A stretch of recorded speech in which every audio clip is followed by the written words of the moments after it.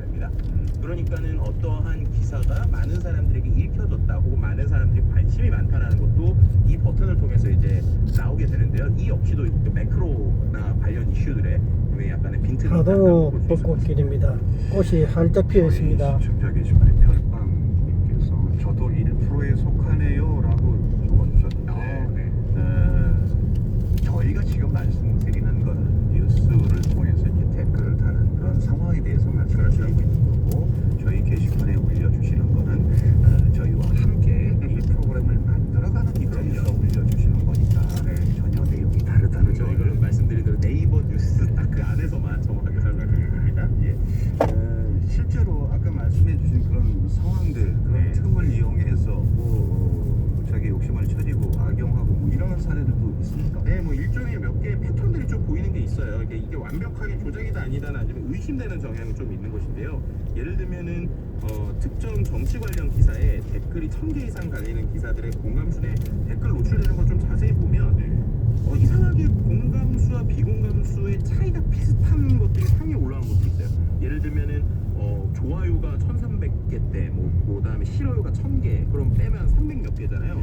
상위에 있는 4-5개의 글이 거의 비슷한 패턴으로 1300개의 공감, 비공감 1000개, 1016개, 그 다음에는 또 공감 1389개, 비공감 1007개, 이런 식으로 4-5개의 글이 올라오고, 그 밑에는 갑자기 공감수 확 줄어드는 이런 식의 변화들이 좀 보이는 부분이 있어요. 그러니까 그런 것들을 보더라도 특정 글에 대해서 뭔가 사람들이 혹은 어떤 기계적으로 패턴적으로 이런 것들을 하는 것이 아닌가라고 하는 정황을 좀 의심해 볼 수 있는 글들이 특히나 정치 쪽이나 관련 어떤 특정 이슈에 좀 많이 모이는 것을 볼 수 있습니다. 아니, 공감과 비공감의 숫자를 늘리면 비슷하게 만드는 거는 마치 사람들이 이 논쟁의 중심이 되고 있는 안건이다, 뭐 그렇죠. 이런 걸 노리는 거예요. 네, 맞습니다. 그러니까 이제 아까 말씀드린 빼기이다 보니까 무조건 좋아요 300개 누르는 것보다 1300 빼기 1000 뭐 이런 식으로 하면은 이제 공감수에서 이제 좀 이제 많은 사람 대화하는 것 같다, 이런 것들이 좀 보이는 부분이 있죠.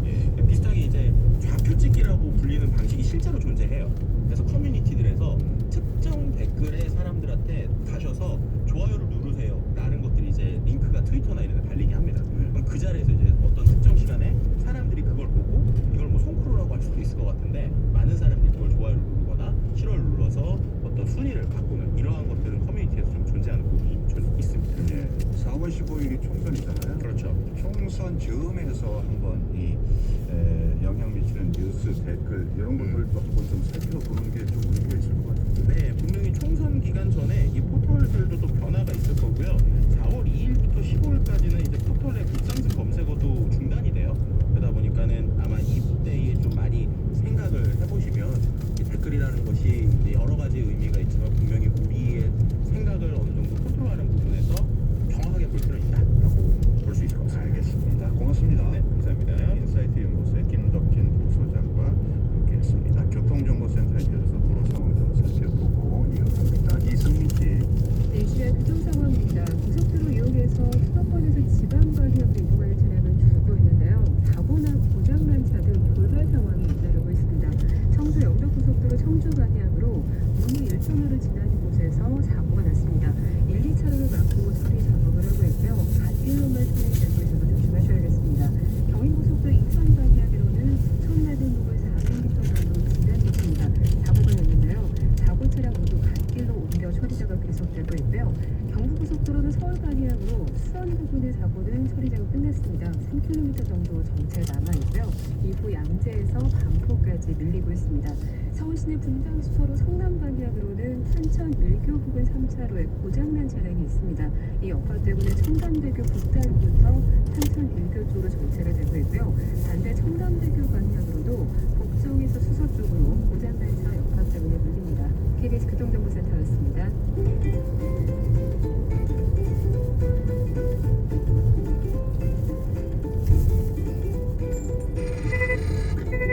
박대기 기자의 코인 경제방. 네, 박대기 기자의 코인 경제방 KBS 박대기 기자 연결합니다. 안녕하십니까? 네, 안녕하십니까. 네, 코로나19 사태 때문에 고통 겪고 있는 시민들을 위해서 기본소득 지급해야 한다 하는 주장이 상당히 뜨겁게 지금 나오고 있는데, 일단 기본소득이 뭔지부터 좀 정리를 좀 해주세요. 네, 기본소득은 재산이나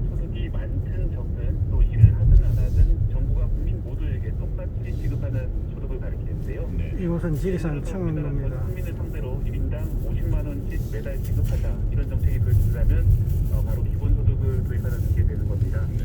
네, 그리고 나머지 소득은 각자가 알아서 벌자 이런 것이 기본소득 일지입니다. 예, 그러니까 그 베이스를 일정 금액을 뭐 여러 가지 조건과 관계없이 네. 기본적으로 깔아주기 때문에 기본소득이다. 뭐 이렇게 예, 그렇습니다. 해석이 되는 거군요. 네. 근데 대개 이제 어려움에 처해서 뭔가를 지원하고 할 때는 어려운 분들, 돈이 없는 분들에게 이제 지급하는 게 이제 상식적인데 돈이 많은 사람한테도 지급하자 뭐 하는 이유가 있을 거 아니겠습니까? 네, 이게 몇 가지 이유가 있는데요. 우선 첫째로 누가 돈이 있는지 없는지 구별하기가 정말 힘들기 때문입니다. 예, 누가 이제 수급 대상이 되냐 이게 참 어려운 문제인데요. 그렇기 때문에 기본소득 하면은 흔히 진보적인 정책이라고 알려져 있습니다. 네네. 예, 가난한 사람들을 위한 정책이기 때문에 그런데 이게 도입 취지를 보면 꼭 그렇지는 않습니다. 예, 핀란드에서 처음 이제 도입이 돼봤었는데 그때는 중도 보수당에서 도입을 했었는데요. 예, 왜냐하면 그 복지 대상 선별하기 위해서 이제 아주 큰 행정부가 필요하고 많은 공무원들이 누가 돈을 받을 건지 정확하게 이제 계산을 해야 되기 때문에 그런 이제 큰 행정부를 선호하지 않는 쪽에서는 차라리 그렇게 고민하지 말고 모두에게 조금씩 나눠주자 이런 식으로 이제 결론을 내린 것이고요. 네. 또 한 가지는 실업수당 문제가 있습니다. 이제 실업수당을 받게 되면은 실업수당보다 새로 취업해서 일하는 임금이 적을 수도 있기 때문에 그럴 바에는 이제 일하지 말고 실업수당을 받자 녹차 이런 말이 소주. 있을 수가 있는데요. 네. 이 기본소득 같은 경우는 일을 하건 안 하건 주기 때문에 오히려 이제 일을 하도록 부추길 수 있는 그런 좋은 유인 효과가 있다 이런 것들이 핀란드의 좀 보수적인 정치인들 사이에서 이제 지지를 받으면서 도입됐던 것입니다. 그래서 이제 뭐 이런 여러 또 하나의 측면은 돈을 받을 때 예를 들어서 내가 가난해서 돈을 받자 그러면 상당히 기분이 나쁘잖아요. 근데 그게 아니라 모든 국민이 권리로 자기가 돈을 받을 수 있다 이러는 돈을 받더라도 기분 좋게 받게 됩니다. 그런 이제 낙인 효과 문제 이런 것들 때문에 결국 기본소득을 도입하자 이런 이야기가 나오고 있습니다. 예, 우리가 이제 외국의 예를 뭐 이게 따지면서 특히 이런 뭐 복지 같은 거를 따지면서 이제 핀란드나 뭐 덴마크 이런 나라들하고 비교를 하면 상당히 좀 상황이 많이 다른데 좀 거부감이 들기도 하지 않습니까? 네. 그 부분은 어떻습니까? 네, 그렇습니다. 그 핀란드에서도 이제 전면적으로 도입했던 것은 아니고요. 4년 전에 한 2,000명 정도에게 매달 70만 원씩 주는 제도를 한번 시험적으로 도입을 했었습니다.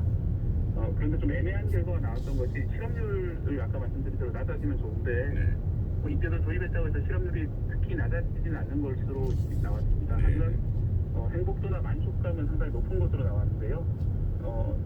똑같은 돈이라도 이제 실업수당으로 받으면 내가 좀 사회에 낙오되는 느낌이다 이런 느낌이 드는 반면에 기본소득으로 받으면 상당히 기분 좋게 받을 수 있습니다. 그래서 똑같은 금액을 실업수당을 줬을 때랑 기본소득을 줬을 때 행복감과 만족도를 비교했더니 기본소득 쪽이 나왔다 이런 결론이 나왔습니다. 그래서 핀란드나 외국 같은 경우에도 복지 선진국의 경우에도 이 제도를 도입해야 되나 말아야 되나 아직까지 갑론을박이 있는 그런 상황입니다. 예, 우리도 마찬가지로 뭐 기본소득이건 재난지원금이건 간에 찬성과 반대가 있을 수밖에 없지 않습니까? 그 근거들을 어떻게 지금 들고 있을까요?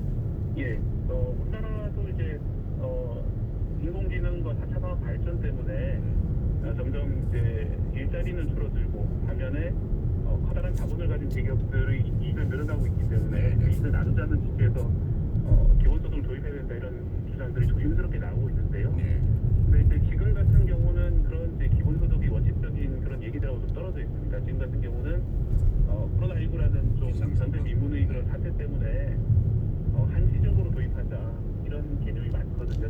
주장하신 정치인들 의견을 봐도 이걸 뭐 기본소득 앞으로 영구히 도입하자 이런 의견보다는 한시적으로 한 달 또는 2달 정도 도입해서 위기를 넘기자 이런 취지에서 이제 다른 많이 논의가 되고 있고요. 그리고 이제 기본소득이 원칙대로라면 모든 국민에게 다 줘야 됩니다. 1인당 얼마씩 이렇게 줘야 되는데 지금 그렇게 했다가는 이제 재원 문제가 있기 때문에 근데 논의는 그런 식으로 되는 경우는 좀 드문 편이고요. 경기도에서는 좀 그런 식으로 하려고 하는 것 같은데 다른 지자체나 정당 같은 경우에는 중위소득 그러니까 전체의 중간 정도의 가구가 받는 돈 이하의 소득이 올리는 가구에 대해서만 좀 한정적으로 주자 이런 식으로 논의가 되고 있습니다. 그래서 이런 또 기본소득이라는 이름을 처음에 썼다가 지금은 긴급재난지원금 그리고 또 뭐 재난 기본소득 이런 식으로 좀 바꿔서 쓰고 있는 그런 경향이 있습니다. 예, 코로나19라고 하는 비상 상황을 전 세계가 같이 맞고 있는 거고 재난지원금도 이제 각국별로 내용은 좀 다르지만 뭐 지급이 되는 그런 계획들인 걸로 알고 있는데 어떻습니까? 네, 홍콩이 가장 먼저 시작했는데요. 1인당 150만 원 정도를 지원했습니다. 그리고 미국도 지금 트럼프 대통령이 1인당 $1,000, 우리 돈으로 120만 원 정도를 지원하자 이렇게 주장을 하고 있고요. 싱가포르 같은 경우는 26만 원 정도 자동적으로 지급을 하고 있는 상황입니다. 우리나라도 지금 일단 지자체에서 먼저 시작을 했는데요. 서울시 같은 경우에는 다음 주 월요일부터 이틀 뒤부터 중위소득 그러니까 전체의 50% 소득 이하인 경우에 지원을 받아서 한 가구당 많으면 50만 원까지 지원하기로 했습니다. 예. 아까도 말씀해 주셨습니다만 이제 그 정부 재정이 받쳐줄 수 있느냐 이런 것들이 이제 걱정인 거지 않습니까? 예, 그렇습니다. 그건 어떻게 하죠? 예, 그 점이 가장 큰 문제인데요. 그래서 지자체에서는 어떻게 지자체가 가지고 있는 돈을 변통해서 지금 하고 있는데 정부에서 전국적으로 하게 되면 상당히 많은 돈이 들어가게 됩니다. 그래서 어제 일단 보도가 나온 거를 보면은 정부도 중위소득 그러니까 전체 중간소득 이하 가구에 대해서 한 가구당 100만 원씩 주자 이런 것들을 논의하고 있는 것 같은데 아직 확정된 것은 아닙니다.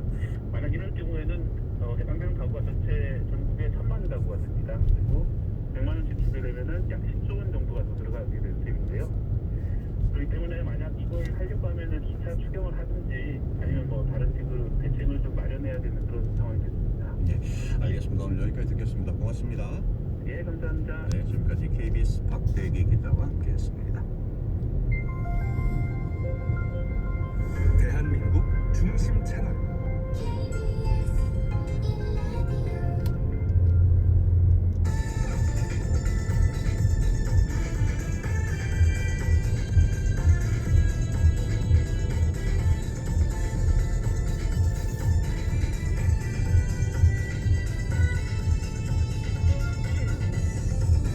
뉴스 속 법률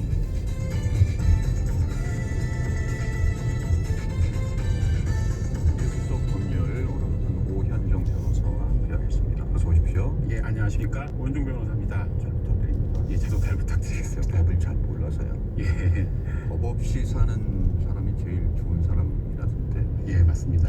변호사한테는 좀 불편한 예, 사람이겠어요. 저희들 입장에서는 좀 법을 가끔 어기는 분들이 있어야지 저희가 살수 있어요. 그래도 그러면 안 되죠. 예, 자, 일부에서 저희가 N번방 사건에 대해서 좀 살펴보겠다고 미리 예고를 해드렸는데 뭐 일단 조주빈 이름도 공개되고 얼굴도 공개됐고요. 또 신상 공개하려는 여론이 대단했었고 했는데 어떤 기준으로 신상 공개를 할 수 있는 겁니까? 우선 예, 이렇게 범죄자에 관해서 신상 공개를 할지에 관해서는 그 특정 강력범죄 처벌에 관한 특례법이나 성폭력 범죄 처벌에 관한 특례법 등에서 그 기준을 마련하고 있습니다. 첫째로는 범행 수단이 잔인하고 중대한 피해가 발생했는지, 두 번째로는 피의자가 그 죄를 범했다는 충분한 증거가 확보되어 있는지, 그리고 국민의 알 권리를 위해서 필요하다 혹은 유사한 범죄를 발생하는 것을 방지하기 위해서 필요하다 이런 공익을 위해서 필요한지, 그리고 피의자가 19세 미만 청소년이 아니어야 한다는 점, 그런 점들을 고려해서 신상 공개를 하게 되는데요.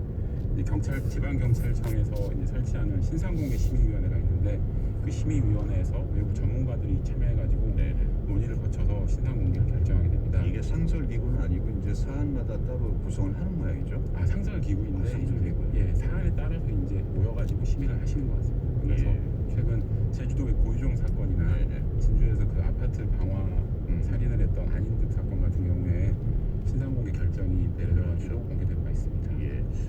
그런데 이 지금 조주빈뿐 아니라 N번방에 참여했던 뭐 회원이랄지 이런 사람들의 신상도 공개해야 된다 이런 의견들도 많은 것 같은데 이건 어떻습니까? 예, 굉장히 이런 여론이 강한 추세이죠. 최근에는 엊그저께 그 가입했던 분 한 분이 그러니까 연동되게 자살을 하기도 하고 또 음독을 하고 자수를 하기도 했었습니다. 그런데 이제 개인적으로 보자면은 이 단순 참여자들 같은 경우에는 이제 음란물을 소지하지 않고 관련만 했다는 걸로는 형사법상 처벌하기가 어렵거든요. 그리고 설사 음란물 소지했다고 해도 이게 1년 이하의 징역에 해당하기 때문에 다른 범죄에 비해서는 그렇게 중대한 범죄라고 보기는 어려운 측면이 있습니다. 그리고 현재 수사가 진행 중이고 최대 갈 경우에 그 관전자가 26만 명에 달한다는 추측도 있거든요. 그래서 이들에 대한 수사가 아직 진행되지 않았기 때문에 증거가 충분히 확보되지 않은 부분도 있습니다. 네. 그래서 이런 부분들을 감안한다면 전원에 대한 신상 공개는 좀 어렵지 않을까 그렇게 생각합니다. 이게 디지털 성범죄에 포함해서 디지털 범죄에 대한 솜방망이 처벌 때문에 이런 사건이 만들어진 거 아니냐 뭐 이런 여론도 많더라고요. 보니까. 예, 맞습니다. 그리고 조주빈에 대한 조사가 이어지면서 혐의가 하나씩 더 늘어나는 것 같아요. 지금 어떻습니까? 예, 최초에는 이제 7개 정도의 혐의로 검찰에 송치를 했다고 보도가 되었는데 이제 12개까지 혐의가 늘어났다고 이미요? 예, 네. 지금 검찰에 수사하는 건 12개 정도라고 보고 있다고 하고요. 간단히 설명을 드리면 네네. 이제 가장 중요한 거는 아동 청소년 성보호법이라는 게 있습니다. 예. 이제 아동이나 청소년에 대해서 성폭력을 가했을 때 처벌을 하기 위해서 만들어진 법인데요. 네네. 조주빈 사건 같은 경우에도 그 청소년들을 협박하거나 강요해가지고 음란물을 그렇죠. 제작해서 이걸 유포까지 했습니다. 네. 그래서 아동 청소년 성보호법상 음란물 제작 유포 혐의가 있습니다. 그리고 이 실제 피해자들을 미성년자인 피해자들을 상대로 강간을 하거나 추행을 한 부분도 있는 것 같습니다. 네. 그래서 아동 청소년 보호법상의 강간, 또 강제 추행 이런 부분도 혐의가 지금 입건이 된 것 같아요. 네. 그리고 피해자들 중에 성인도 있거든요. 그렇죠. 성인에 대한 이런 강제적인 음란물 촬영 유포는 성폭력 처벌에 관한 특례법이 적용이 됩니다. 그래서 성폭력 처벌에 관한 특례법도 지금 혐의가 되고 있고요. 네. 피해자들한테 이제 내가 너의 신상 정보를 가지고 있다. 내 말을 듣지 않으면 너의 신상 정보 그리고 협박, 네가 촬영한 음란물을 가족이나 지인들한테 뿌리겠다. 이렇게 협박하고 그래서 그 협박을 빌미로 해가지고 제2, 제3의 음란물을 찍도록 강요하고 그래서 협박, 강요 혐의가 지금 추가되어 있고요. 네네. 그 N번방 그 운영진 중에는 이제 예전에 공익근무 요원이라고 해서 네네. 사회복무 요원 형태로 구청이나 주민센터에 예, 일하는 예. 사람이 있었는데 이 사람을 통해서 피해자들의 신상 정보, 주소라든지 뭐 주민번호라든지 이런 거를 습득하게 해가지고 또 협박을 할 수 있는 도구를 사용한 거죠. 이런 부분이 이제 개인정보보호법 위반 혐의가 되겠습니다. 예. 그리고 최근에 이제 나오는 게 사기죄가 또 있는데요.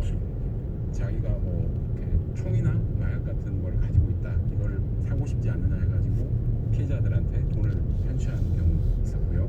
야, 할 수 있는 거 다 한 것 같아요. 예, 상상을 초월할 정도로 되게 다양한 범죄를 지금 많이 저지르는 경우고요. 이건 조금 이제 경악스러운데 이제 운영진 그 공범 중에 다른 사람이 형사 재판을 이미 받고 있었는데 그 공범자랑 이렇게 공모를 해가지고 그 형사 사건의 피해자가 다니는 유치원에 이제 딸이 있습니다. 네. 그 딸을 이렇게 살인하겠다고 이렇게 협박. 모의를 한 분이 있습니다. 그래서 그 피해자가 제대로 증언이나 이런 걸 하지 못하도록 예. 하기 위한 목적이었던 것 같습니다. 우리가 흔히 미드나 미국 드라마나 뭐 영화에서 보던 거를 이렇게 필요한 것만 다 따다가 지금 붙여놓은 거 아닌가 이런 생각이 들 정도예요. 네, 그래서 이런 혐의들을 보면은 굉장히 중대한 혐의들이 많고 너무 많아가지고 수사기관에서도 지금 수사하는데 엄청 고생을 많이 하고 계실 것 같습니다. 그렇지만 아까 이제 손방망이 저거에 의해서 이런 사건까지 불거졌다고 말씀드렸는데 형량은 개개 그 혐의가 다 어떻습니까? 이제 개개 혐의들을 전부 설명드리기는 좀 어려울 것 같고 이 중에서 가장 이제 무거운 혐의는 아동 청소년 성보호법상의 음란물 제작죄입니다. 네.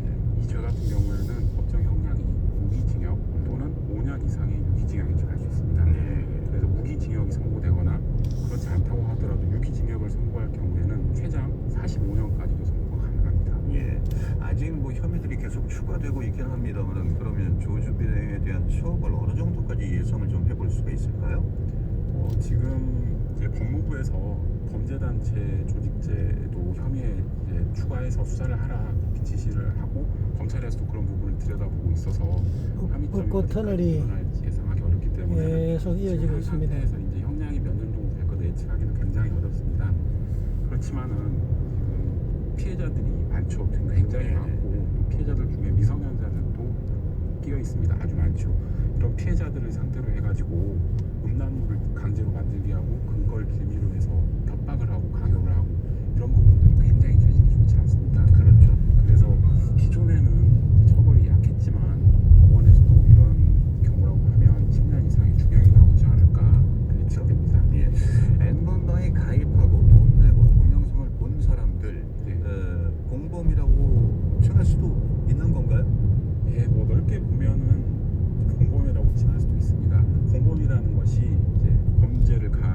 범죄를 하는 범인 옆에서 이렇게 잘한다 이렇게 하동군 응원하거나 청안면 그 소재지입니다. 사람한테 범행에 필요한 도구나 그런 제공해주는 그런 경우에도 넓게는 방조범이라고 볼 수도 있습니다. 하지만 이제 이런 경우에 실제 법적 처벌을 받을 수 있는 공범에 해당하느냐를 따져보면 이제 이 돈을 내고 동영상을 봤다고만 해서 공범이라고 형사처벌까지 가기는 좀 현실적으로 어려운 측면이 있을 것 같고요. 조주빈의 지시를 받아서 가상화폐로 받은 대가를 현금으로 세탁했다거나 아까 말한 성폭무용 같이 자기가 근무하는 공공기관에서 피해자들의 신상 정보를 파악했다거나 또 조주빈의 지시로 피해자들한테 직접 협박이나 이런 행동을 하는 사람들 그런 운영 긴급들에 대해서는 공범이라고 충분히 볼 수 있을 것 같습니다. 이게 나온 여론이 이제 거세지면서 그 이용 회원들 이런 사람들이 법무법인이나 온라인 사이트를 통해서 기록을 어떻게 지울 수 있는지 문의하는 사례가 빗발치고 있다고 하던데 그렇습니까? 네, 맞습니다. 이 사건 전에도 특히 성범죄 같은 경우는 이제 자기 신상을 드러내고 변호사를 찾아가서 상담을 하는 걸 굉장히 꺼려합니다. 그래서 주로 인터넷 상담이나 전화 상담으로 상담을 많이 해오는데요. 이제 저 같은 경우에도 이제 인터넷이나 이런 쪽 이런 분들이 상담을 해온 적이 있습니다. 근데 이제 뭐 운영진급은 아니고 단순히 호기심에 내가 가입해가지고 그런 영상을 본 적이 있는데 어떻게 될 것 같냐 이렇게 간단한 상담을 하는 분들이 종종 있습니다. 그러니까 N번방 유료 회원들의 처벌에 대해서는 아직 뭐 섣불리 예단하기 힘들다 이렇게 말씀을 해주셨고, 근데 여론은 강하게 처벌을 해야 한다 이런 여론들이 비등하고 있는 시점이에요. 처벌 가능성에 대해서는 다시 한번 여쭤봅니다만은 그 여러 가지 변수가 있다 이렇게 얘기를 해야 되는 겁니까? 아무래도 그 단지 보기만 했다고 해서 처벌하는 건 현행법상 그 근거 규정이 없습니다. 이제 아동 청소년이 등장하는 음란물을 본인이 자기 핸드폰이나 PC에 저장해서 가지고 있다고 하면 처벌을 받을 수가 있는데 단지 텔레그램 방에서 스트리밍 방식으로 링크를 따라가서 보기만 했다 그러면 이런 분들은 현행법상 처벌할 근거가 없고요. 그래서 이제 법무부나 검찰에서도 고심을 한 게 비록 직접적으로 범행에 가담하진 않았지만 이런 공동 목적으로 음란물을 제작하게 하고 그걸 지원하기 위해서 유료로 돈을 내고 음란물을 매수를 하고 이런 부분들이 범죄단체에 해당하지 않느냐. 범죄단체 조직죄를 지금 혐의를 둘지 고심하고 있습니다.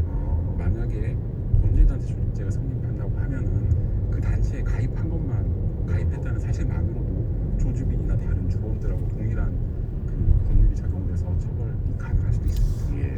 좀 그런 진행성을 좀 확인해 봐야 되겠군요.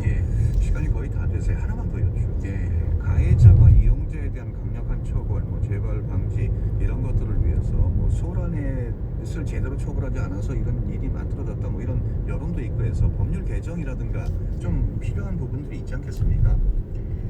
지금까지는 이제 디지털 성범죄에 대해서 사실 조계를 포함해서 우리 사회 전체적으로 조금 사회적 논의나 인식이 성숙하지 못했던 부분이 있습니다.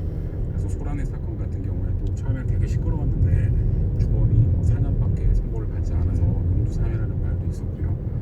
근데 이제 이번 사건을 계기로 해서 대법원 양형위원회에서 디지털 성범죄에 관한 양형 기준도 대폭 강화하기 위해서 지금 개정안을 마련하고 있고요. 일선 법원에서 형사재판을 담당하는 판사님들도 인식이 제고돼가지고 좀 더 처벌 수위가 높을 걸로 예상되고 있습니다. 그래서 현재 이미 법률이 상당히 준비되어 있기 때문에 이런 부분들을 가지고 얼마나 엄정하게 집행하는지가 일단 관건일 것 같고요. 지금 현재 국회에서도 좀 입법적으로 부족한 부분들, 음란물을 이용해서 피해자들을 협박해서 제2, 제3의 범행을 하도록 강요하는 부분들, 이런 부분에 대한 죄를 신설한다든지 음란물을 소지하는 것만 지금 처벌을 하고 있는데 음란물을 단지 보기만 한 경우 또는 돈을 주고 산 경우 이런 경우를 처벌하기 위한 법안도 이 법안이 마련되어 있다고 알고 있습니다. 디지털 세상이라는 게 또 하나의 세상이기 때문에 그 세상에 맞는 법안들이 많이 있지는 않은 것 같습니다. 그런 것들도 전반적으로 좀 따져봐야 되지 않을까 하는 생각이 좀 들어요. 맞습니다. 아무래도 법이 사회를 뒤따라가는 식으로 가기 때문에 이제 이번 사건을 계기로 해서 법이 많이 보완이 될 것 같습니다. 알겠습니다. 오늘 고맙습니다. 감사합니다. 지금까지 오현정 변호사와 함께했습니다. 자, 서기철의 시사본부 마칠 시간입니다. 오늘 끝곡으로 이문세의 노래 봄바람 들려드리면서 올리면서 인사드리죠. 저는 내일 다시 찾아오겠습니다. 지금까지 저는 서희철이었습니다. 고맙습니다.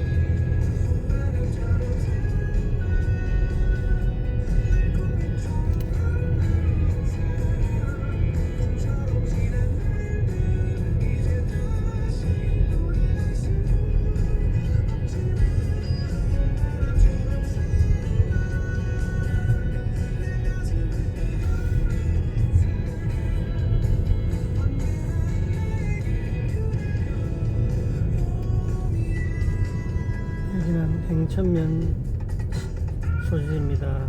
자동 복구될 여기까지 촬영했습니다. 감사합니다.